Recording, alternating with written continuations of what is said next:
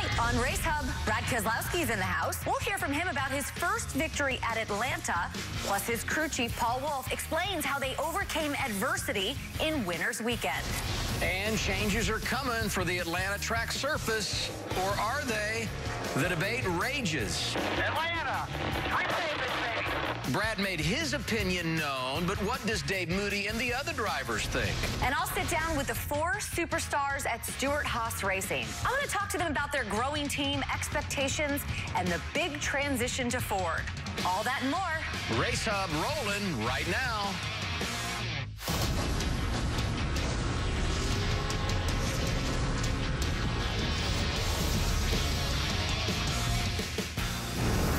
Welcome into NASCAR Race Hub, presented by Polaris. We have a full house here today. Larry McReynolds, Adam Alexander, and fresh off his victory, maybe still smelling like champagne and beer, victory lane, Brad Keselowski. How about it, huh? I mean, you get the win, you're in the playoffs, and in a way, I felt like you stole one from Kevin Harvick a little bit. And a minute ago, you had your eye on my pin. I thought you were trying to steal from me, too. Hey, you know, yeah, you got to take where you got to take. But life is good. And I got married just a few weeks ago. Yeah, you haven't been here since. It's really important because my wife is watching.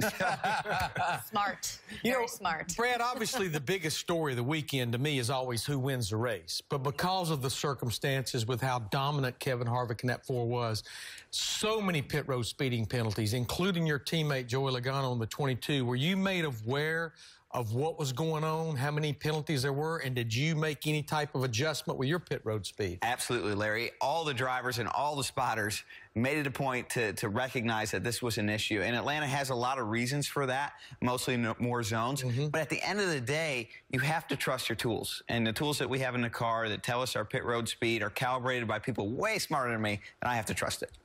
Was there a point, you know, just refocusing? Is that a challenging thing for you to do when things don't go right in a 500-mile race? It can be. It can be very challenging. But when you have a great team, Shannon, and when you have cars that are really fast like ours was at the end of Atlanta's race, it's a lot easier to get back focused because you can see that carrot and you know that you can pass those cars back and make it back to the front. We're going to let you talk all about Atlanta, but we have some news just announced in the last 30 minutes.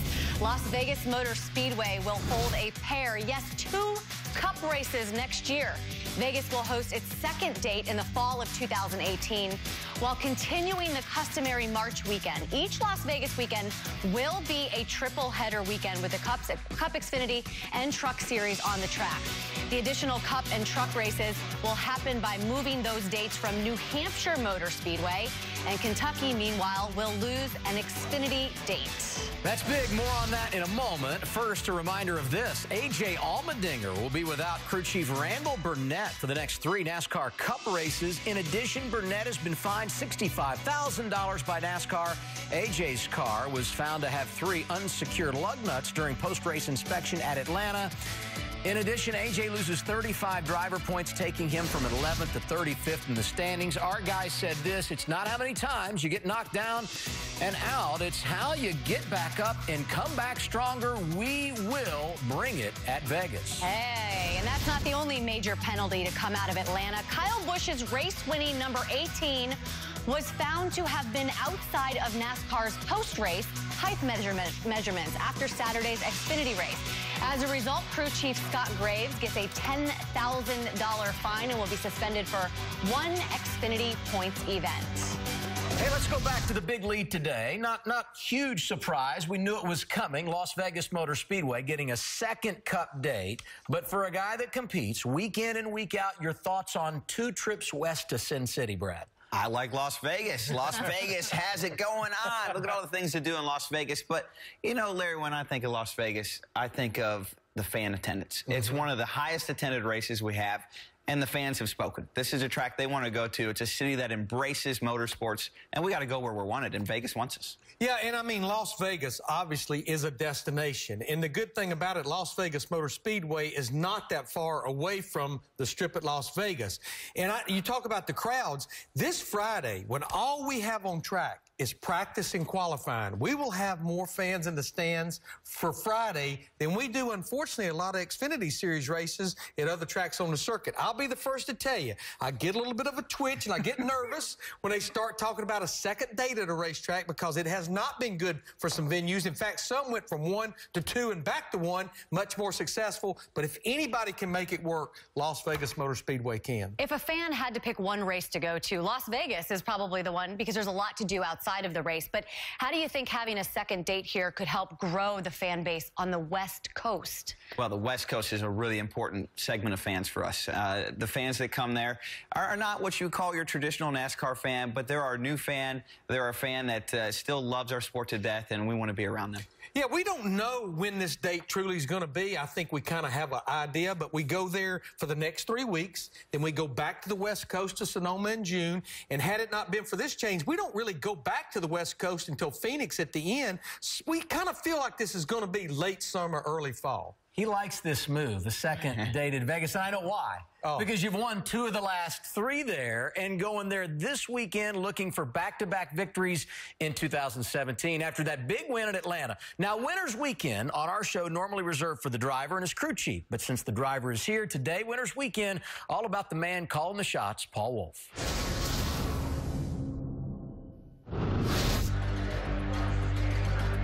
I have not had this kind of level of anticipation for a race in a long time. This is a track that separates the good drivers from the great drivers. Feel good about today. Guys have it going down there on pit road. Got a great shot at it, great car, great effort. Proud of the weekend so far. Have 4, Brad. Nice and small like we did last week. You know what you got to do. Good luck. Have some fun. Sure, thank you. Coming to the greens, first stage, 85 laps. Kevin Harvick leading them to the green flag, and it's waving here at the Atlanta Motor Speedway. Harvick gets a big jump on the inside. He'll lead this field to turn 1.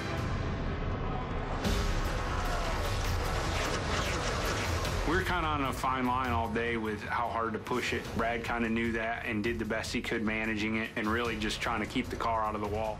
Super loose in behind somebody. My biggest complaint. Yeah, we had 2 big wiggles into turn 1 going to the bottom 2 laps ago. When Harvick goes by us, I hear him lift just at the exit of the second dogleg. So before the commitment line leaving pit road, he's out of the gas.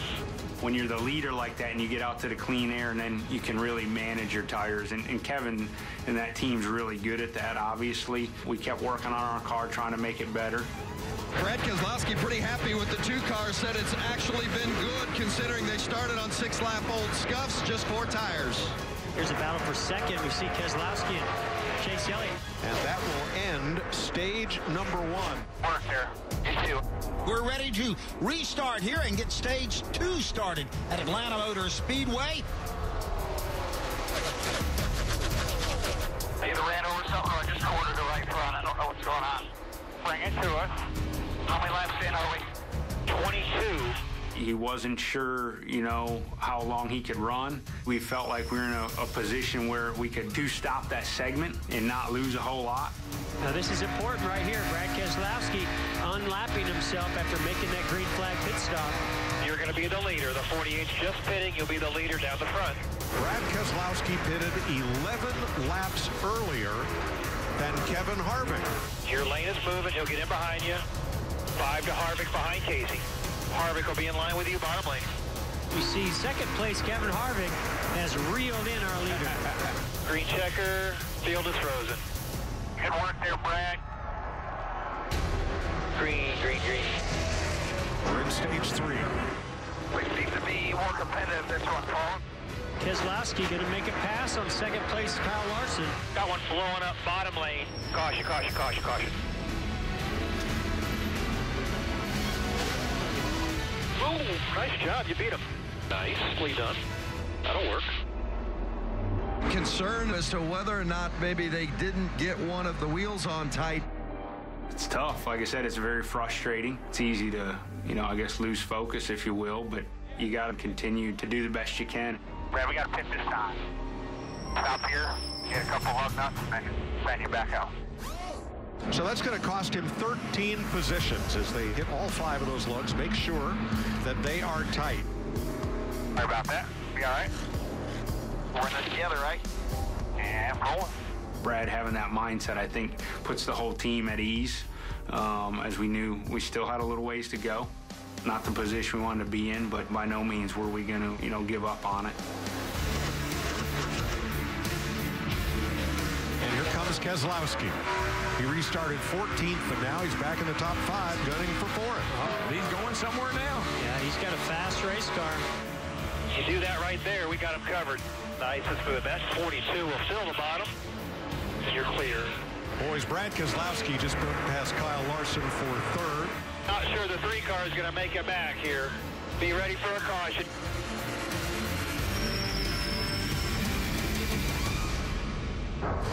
Your leader too fast. 4's too fast. Should put you P3. Won most stages, dominated this race, and then this. Once we heard the penalty, I felt like, well, that was a great situation. Like I said, you put Brad that close to the front with just a handful of laps to go, and you're going to get it all from him. Here we go. Whoa! Boy, Keselowski had that 42 sideways there for a second. Here comes Brad Keselowski. He'll pull right down to the bottom of the racetrack. Larson rockets up to the top side of the racetrack. Brad Keselowski has assumed the point. Nice and smooth. Nothing extraordinary. One more clean lap, please. One more clean lap. What a day for Keselowski. Did you count them out? At your own peril, you did. Plenty of room, bud. You can coast from here. Hell of a job. Brad Keselowski wins the Folds of Honor Quick Trip 500. Yes, sir. Thank you, everybody. Atlanta. Good job, Brad. Way to come back, man. Stuck with it. Appreciate that, man. It's a long day, and you did a great job. Thank you. Gosh, it's huge. Once you get the win, you have the opportunity to maybe explore a little bit throughout the season, try some things because the risk is low. With that being said, we still need to run well. We've got a smart group, and we'll continue to come up with the best strategy as we move forward. Nice recap of Sunday's race from crew chief Paul Wolf in our Winners Weekend segment. You like roller coaster rides? Not so much. Because that's what Sunday was like for you and your team, huh? It sure was. And you can see it here on the graph. You can call it a comeback. I would call it just a great finish for us. But all the way down here, that's not where you want to be. That's where we ran over something. We quartered a right front tire, pitted, and you saw it in the video. We had to switch strategies to a 2-stop instead of a 1-stop for the second segment. Lost our track position all the way back to 18th. Drove all the way back to the lead. And then had to pit again because, again, it's a 2-stop strategy. We had to pit early, so that means you're going to have to pit again. So we lose the track position again, drive back up to right about this 5th to 7th range to end segment 2. Think, oh, all right, we've got all that figured out. We're just going to keep climbing, making passes. We get all the way back here to a lead again. Oh, no. Another issue, loose wheel. Back again to 15th. So, that's part of these days. Luckily, we had a little bit of fortune there. We were able to get the yellows at the end. You saw the yellow with Austin Dillon. That was a big moment for us. Put us on the inside lane when Kevin Harvick had the pit road speeding penalty at him, and that gave us a chance to capitalize at the end. Yeah, Brad, I do want to go back to the strategy because in stage 1, this area here, for the most part, everyone was on that 1 stop. But when you pitted here, this was 53 laps to go. Now, you eventually took the lead up here. Now, I know Harvick got back by you, but I felt like you were running a solid second right there.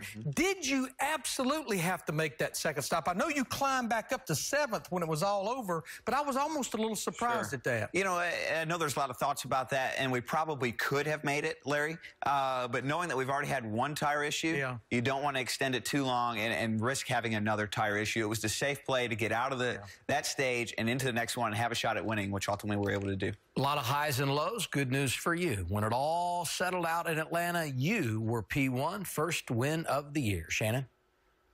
Thanks, Adam. The Fox Sports family lost a true legend yesterday. Bill Webb, our lead baseball director, passed away due to cancer complications.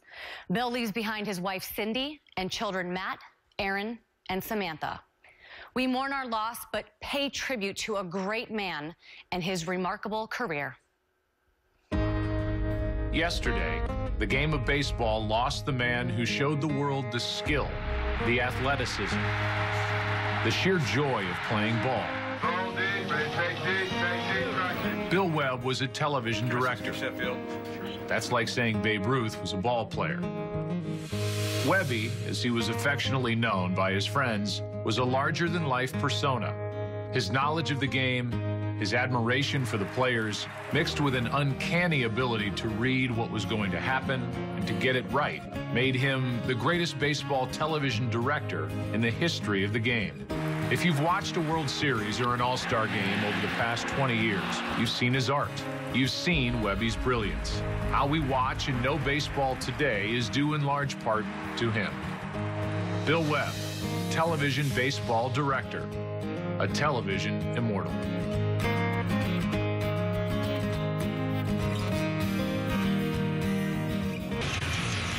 Good to have you with us on this Wednesday edition of NASCAR Race Hub, the show presented by Polaris. What do you prefer, new and improved or old and full of character? Being that I'm 43, I find myself leaning toward old and full of character because I haven't got too much new and improved, if you know what I'm saying. This same line of questioning could be applied to Atlanta Motor Speedway and the track surface. To repave or not to repave? New and improved or old and full of character? I don't think you should ever repave a racetrack. Heck no, don't repave this place. Oh, no, never repave Atlanta. That's never. Don't do that. Leave the track as it is. I'd definitely not like to see him repave it, so we'll see how it goes. You know, it's not going to be any fun when they pave it. You earn your money here, so it's just a lot of fun. I think I should leave it alone. I mean, I think the way it is currently is better than the alternative. It's way too much fun. I hope they don't repave it, but we'll see. I think they should pave it the year after I retire. No. Bruton. No. One word, unanimous. We got to leave it, right? And I know you feel like all those guys, huh, Brad? Yes, absolutely. But there's a really good reason why. You've been taking notes over there. Well, we joke about this, and you might have seen in Winners Weekend where at the end of the race after I won, I said, Atlanta, repave this place. That's not because I want to repave it, but we have a running joke with the two team that every time we win a race at a track that's borderline needing to be repaved, Adam, it gets repaved or shut down. So the list so far is Gateway Speedway, Memphis, Kansas, Kentucky, Bristol, and Pocono, all of which have either been repaved, ground, or shut down after we've won on them. So, but he's not bitter. I'm sorry, Atlanta fans. He's not bitter at all. There's a little bit of bitterness, but I don't think we're going to be able to hold this one off. Yeah, I mean, I am not a big fan of a repave. I used to want to just park my truck and block the tunnel where they couldn't get the dump trucks into the infield, but our sport is at a point where we can't do and go through some things that we've went through of late. We were all part of the 2010 Daytona 500 when it took them 2 hours to fill a pothole with body filler and Bondo. We were all at Texas last November when it hadn't rained in hours but took 5 hours to drive a mile-and-a-half racetrack. They had to work on Atlanta Motor Speedway surface Saturday night after the truck race. So, yeah, I don't like it, but I think it's a necessity. The surface is 20 years old, and the last thing we want to do is go through what we went through at Daytona in 2010 or Texas last fall. Yeah, Larry, a repave's not for the drivers. A repave is for the fans. And we repave tracks because we don't want the track to come apart, create a safety issue to where we have to stop the race, and make it a long day for our fans. And I think you have to understand, too, that these track owners, it costs a lot of money to repave a racetrack, so they're not doing it just because they want to. They don't want to repave them either, but sometimes it's the right thing to do. Who won Kentucky last July? I did. Man, that was on a repave. That was and after you know what? the repave. And they're repaving it again. They are. Well, there you go. The theory holds true. Brad Keselowski wins. We got to doctor up the racetrack. What do you say about that, Shannon? I just got word that there are a bunch of NASCAR drivers waiting outside for you guys. They are going to have a long conversation with you guys. So 2016 was an absolutely incredible season for Toyota. Its drivers won 16 of the 36 Cup races, the Daytona 500, and swept the manufacturer championships. But what about now? I know it's early, just 2 races in, but it is kind of surprising to hear that a Toyota did not lead a single lap at Atlanta. And the only 2 drivers to lead laps at Daytona were Kyle Busch and Martin Truex Jr. However, a 3rd place finish by Matt Kenseth at Atlanta could be a sign of things to come. Here's Caitlin Vincey with more. Thank you, Shannon. Well, Matt Kenseth was the highest finishing Joe Gibbs racing car at Atlanta Motor Speedway, overcame 2 pit road speeding penalties to still finish in the top 5. His teammate Daniel Suarez was the second highest finishing Gibbs car in 21st. So we came by the race shop to catch up with both drivers on their takeaways from Atlanta and also the outlook heading to Las Vegas. Matt Kenseth comes home third. Casey Kane, Chase Elliott, the top 5. Fortunately, we finally got the caution we needed toward the end of the race and got the free pass and got back in position to get a decent finish. But yeah, it was uphill battle all day. We didn't only speed once, we sped twice, so we just were a little aggressive on our settings, I guess. But we had a good car and got a good result. Atlanta is a tough place. It's one of those places that as the first race of month and a half of the season for myself and for my team together, it was a tough first challenge, but it's part of that chemistry and communication that we need to still working on and trying to develop better for Vegas now.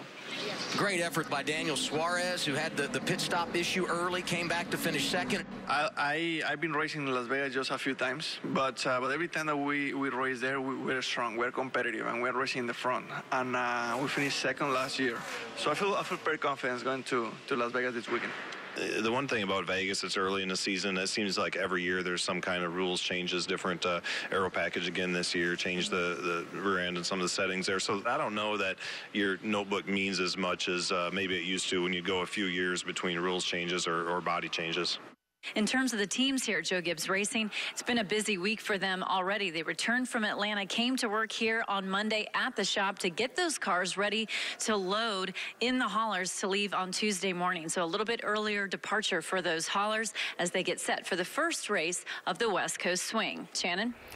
Thanks so much, Caitlin. So if Matt Kenseth does get the victory this weekend, it's going to be a big old celebration because he has a birthday on Friday. Don't worry, Matt. I'm not going to tell everyone how old you are, but happy early birthday. It'll also be a new sponsor with Matt Kenseth this weekend. Peak will make its first primary appearance of the season in Las Vegas. And here on the Race Hub, there were some big questions that needed to be answered for Stewart-Haas Racing at the start of the season. New teammate, new manufacturer. I spent some time with all 4 of the drivers to discuss it all. It's coming up. This is a new life for all of us, a new manufacturer, and a lot of work's being put in place to make sure that we go out and hit the ground swinging. It's the biggest day of the entire NASCAR season. It's Daytona Day. Kurt Busch wins the Daytona 500. Wow. Did we just do that? I love you guys. Thank you. Well, so far so good, man. It's a lot of fun to drive. Kevin Harvick, he is dominated. He's been flawless. He's getting stronger and stronger as the day goes on. 4. Too fast on pit road sections 10 to 11. I'm so sorry, guys. Personality, talent, emotions. Stewart-Haas Racing has 4 drivers who have all of those qualities and then some. But how does it work when 4 alpha dogs live in the same house? How would they respond to each other and that new manufacturer? Well, I sat down with all 4 of the Stewart-Haas Racing drivers before the start of the season to get their thoughts on 2017, a season of change. Big news out of the Stewart-Haas Racing today. Tony Stewart retiring after the 2016 season. After 2 championships and 30 wins with Chevrolet, the team will switch to Ford. This is a team that is building. So 2017 is absolutely a year of change in NASCAR, and it feels like it's magnified even more at Stewart-Haas Racing. Obviously, the biggest change is the move to Ford. What has it been like to work with them over the past couple months in this transition? For me, the biggest noticeable difference is just how involved everybody from Ford has been, and I think that's very refreshing to see. They have given such a wealth of knowledge and support through personnel and information, things that I, for sure, as a driver, I'm not used to. What kind of concerns did you guys have about the transition? Obviously, it's such a quick turnaround in the NASCAR offseason. Yeah, I didn't have too many worries about it. I feel like we've got the best team to go through this type of task with all the different talented crew chiefs, the talented engineering staff. We're anticipating some big expectations, and we want to fulfill that. Clint, you've been way too quiet. You know, I think the coolest thing I saw is just like Kevin alluded to earlier is the involvement that Ford has and the level of support that they're already showing, you know, me as a driver, us as a race team. I mean, it's not just the motorsports director that came in and showed us around. I mean, Edsel Ford. You know, you're walking around the Ford Museum with the tour guide of Edsel Ford. It doesn't get any neater than that. You know, everything in racing's timing. To get somebody like Clint Boyer, I mean, that's when you know you seize the opportunity. Clint Boyer will be in that 14 car for 2017 and beyond. Tony Stewart comes to you guys and he says, Clint Boyer is going to be your teammate. You think what? Awesome.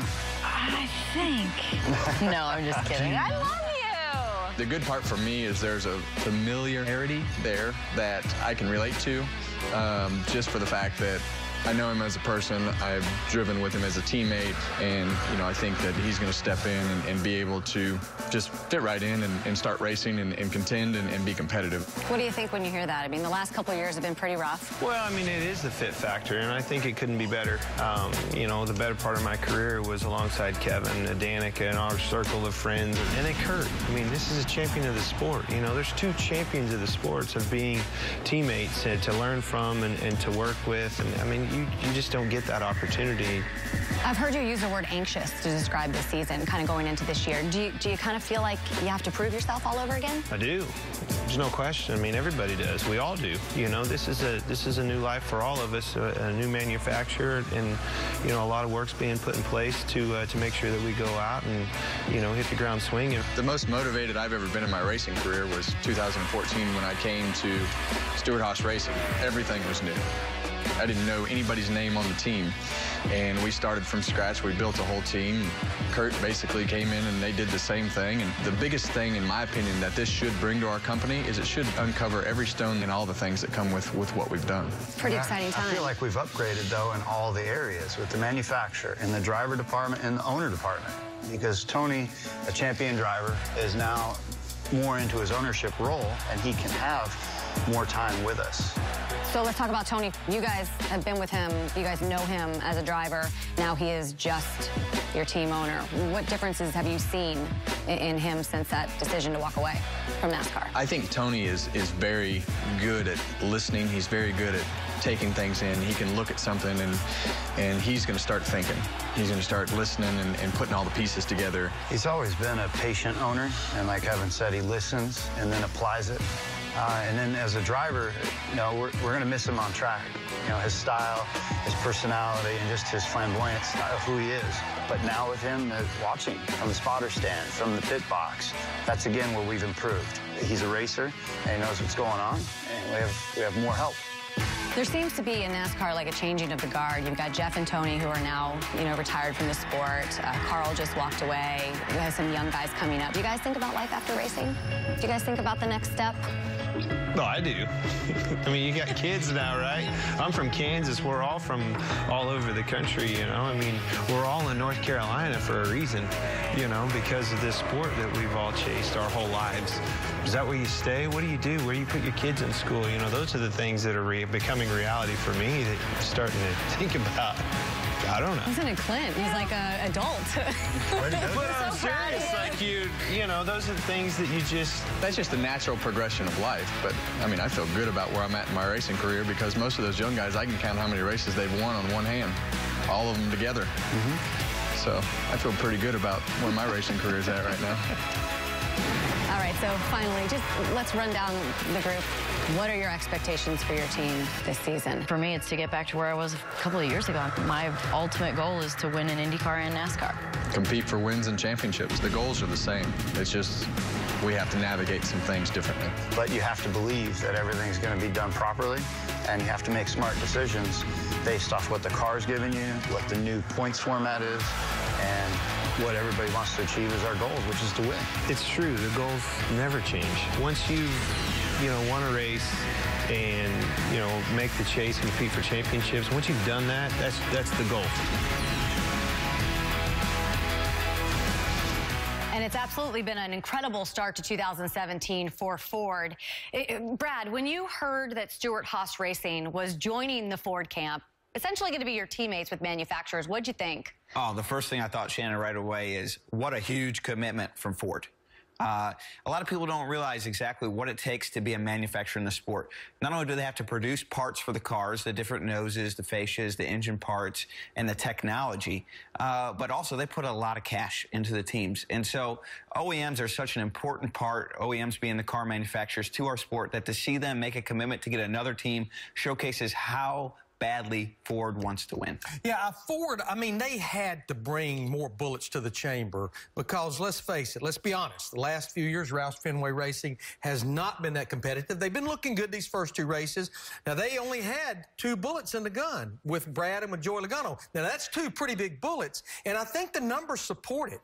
With them winning the first 2 races, that's the first time that has happened since 2009, and only the second time since 1992 did Ford win the first 2 races of the year, and it's been since 2004 since they won a championship with that guy right there, Kurt Busch. Yeah, I think it was interesting, and we were just talking about Roger Penske's comments about how Stewart-Haas Racing, you guys share so much info that if they're faster than you on a weekend, you guys are going to go over there and figure out exactly why they're faster. How have you used them as a benchmark? I think the biggest thing for us with adding Stewart-Haas Racing to the Ford camp is the engine side, Roush Yates engines, the ability to develop the engines, because let's face it, the other manufacturers have had more companies, more teams running their engine to develop it and make it better. This gives us the opportunity to have more teams running our engines to make them better. Seems like a great camp to be part of. Everything that those guys said was every time they talk to any Ford executive, it's what do you need? And that's got to be a pretty good place for a driver and for a team.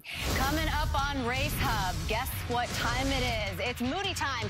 And as you can imagine, he's fired up. Lots to chat with him about as we check in with the Godfather next. You and I make a lot of decisions based on dollars and cents, don't we? And so do they. So do they.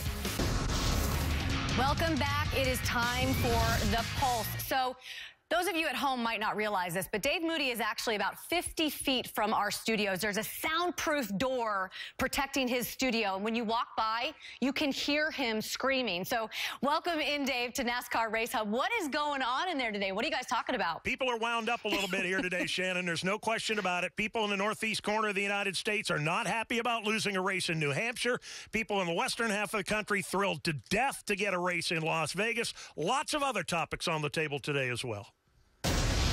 That first segment wasn't just thinking genius. That was Wile E. Coyote genius. The race in Atlanta was okay.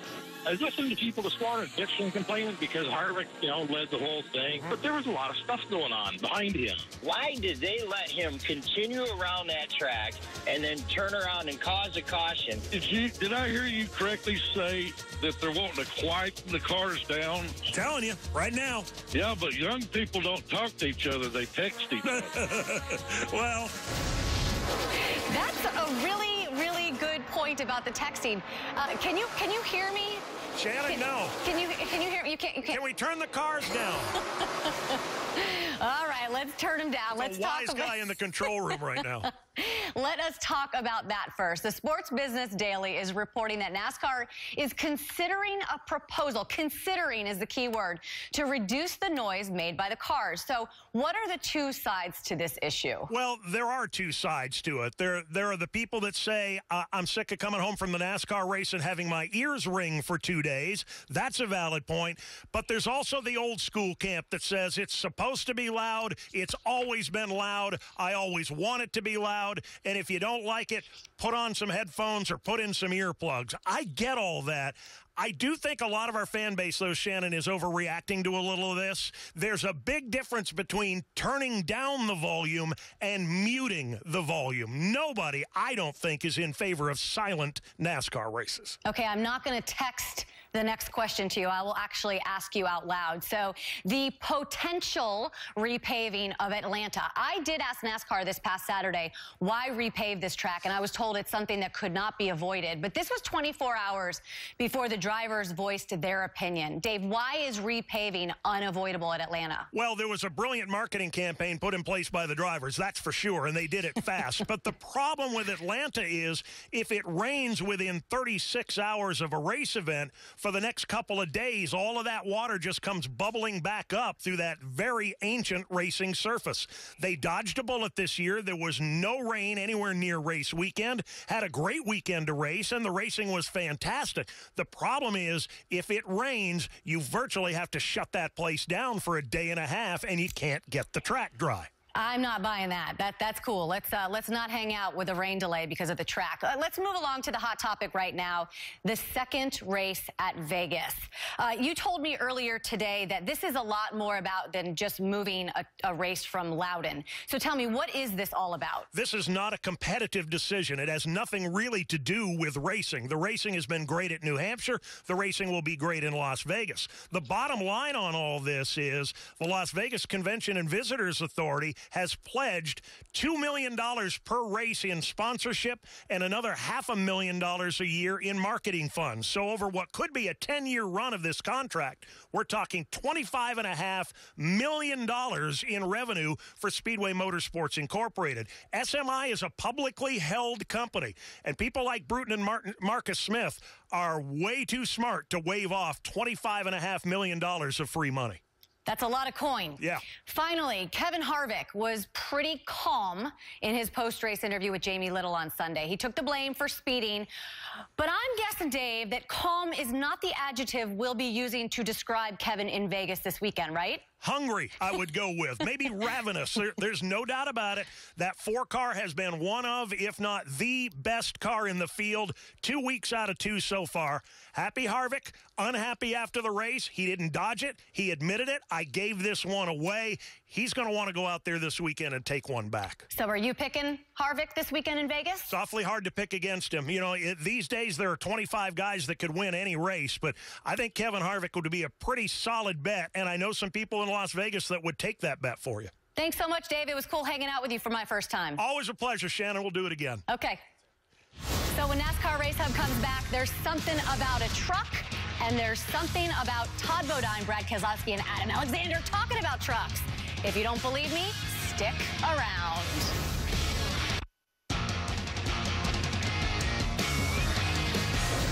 Christopher Bell on the inside, pole position. In the green flag waves, we're racing.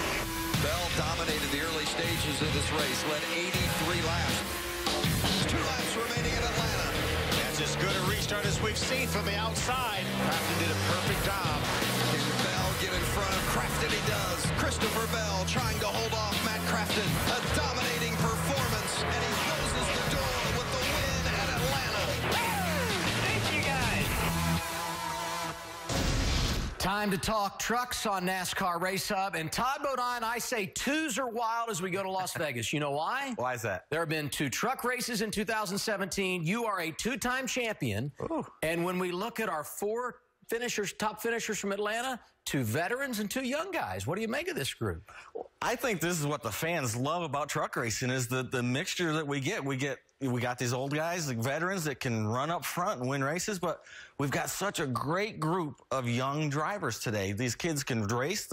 They learn quick, and look at this. We got a 2 and 2. But when I look at this foursome, the one thing I noticed, though, is this consistency. That they were all up front at each stage ending, which means they're collecting valuable points. Points are important. We know that. That's what stage racing is about now. We got to get those points. But all these guys finishing up front like this in every stage tells you they had good race trucks, and they managed their tires. That's what Atlanta's about, managing your tires, making sure you have tires at the end of the run, and these guys did a great job at it. But one guy was a cut above. How about Christopher Bell? He got our first sweep, winning every stage. He's the points leader. And here's what I'm thinking about. 2 years ago, Eric Jones. Last year, William Byron. Kyle Busch knows how to turn them out. Is he the next one in line for greatness? I certainly think he is.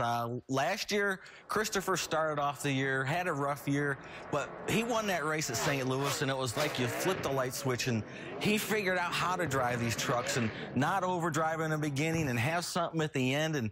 And I think this kid has got a great future, and Obviously, this is a great start to the year right here. Well, it all started like a couple of months ago when the kid out of Oklahoma won the Chili Bowl. When you do that, you know good things are in your future, right? Well, he's always been good in those sprint cars and the midgets and stuff, so that's not really hard to believe that he won that Chili Bowl. Last year, he was a rookie, talking about Christopher Bell, and now I want to talk about two other rookies in the series this year, driving for our guy, Brad Keselowski. In case you'd forgotten, he does own a couple of trucks when it comes to the tailgaters. And I look at your guys, Austin Cindric and Chase Briscoe. A lot of talent there. What's the biggest challenge when you bring on two rookies in the same season? Oh, big challenges. Rookie drivers, Todd. You learn as you go. But, you know, there's challenges and there's opportunity because they don't have any of the bad habits developed yet. They haven't learned bad habits. So you can teach them good habits, and they get test sessions. A lot of people don't realize that in the NASCAR Camp World Truck Series, rookies get a little extra track time. They get those test sessions. They get to learn a little bit. They get to catch up. So that can be really helpful. Well, you know, you've had a lot of rookies in the last few years come through BKR. It's really good drivers have gone on and be successful here. Now, you got two more rookies, and wasn't a very good start to the year. As an owner, how do you make them understand that everything's going to be okay? Well, I think one of the big things about this year's format with the stages, and you guys talked about with Christopher Bell and the four that you talked about earlier, you can earn so many points on a weekend, and you can get a win to lock yourself in the playoffs at any time until the playoffs start. So I think for those guys, it's understood that from the very start of the season that it was going to be a tough start. But we're in this together. We're going to keep getting those test sessions in. We're going to keep learning. We're going to keep building and growing together. And as we get to the later half of the year, that should pay dividends. How do you balance your time with them? You want to let them go out and learn, but at the same time, you've got so much valuable knowledge to share. What's the balance there? Well, you know, I treat the guys that work for me or that drive for me with the trucks the same way I would want to be treated if I was in their position, which is quite simply, if I have a question, I'm going to ask it. And if they have a question, they're always welcome to ask it. But I'm not going to force feed it because sometimes you got to learn things the hard way. Were you guys teammates at Jermaine in 2007 when you got that infamous start? Is that right? That's one race. One race. We were teammates. Hey, one race is all it took for our guy, Brad, huh? Yeah. Yeah. Todd, good to see you. Thanks for being in to Talk Trucks. We'll see you at Martinsville in a few weeks' time. And some Hall of Fame news on the way. And I'm sorry to tell it to you, neither one of you on the short list when it comes to nominees. Maybe next time around, more Hub on the way.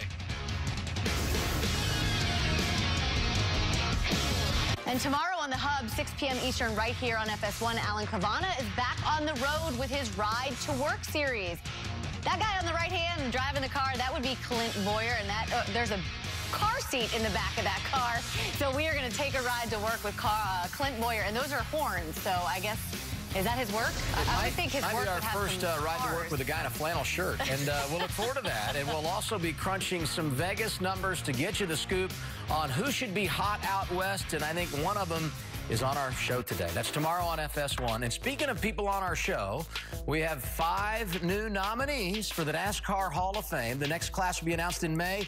One of them, our guy, Bobby Labonte. I know he's happy about that and proud. We offer our congratulations to the man that won the title in 2000. That's right. 5 new nominees to the NASCAR Hall of Fame: Davey Allison, Roger Penske, Bobby Labonte, Joe Gibbs, and Red Farmer. So there you go. We'll find out in May who makes the Hall of Fame. And I look at that list and I immediately think of the two of you because there's a couple of names there that are close to each of you. Davey Allison for you, for sure, Larry. Well, and Robert Yates, two people that highly impacted my career, and I'm so happy for Davey Allison and the Allison family. I know he didn't get that championship, but I was telling Brad, the guy won over 10% of the races he was entered, and over 50% finished in the top 10. So happy and honestly relieved that Davey is finally on this list. And Larry, 10%, that's a Hall of Fame number in motorsports. You look at some of the best race car drivers ever, 10% is what they won. So that's great for Davey. I'm really happy for him, and I'm happy for my boss,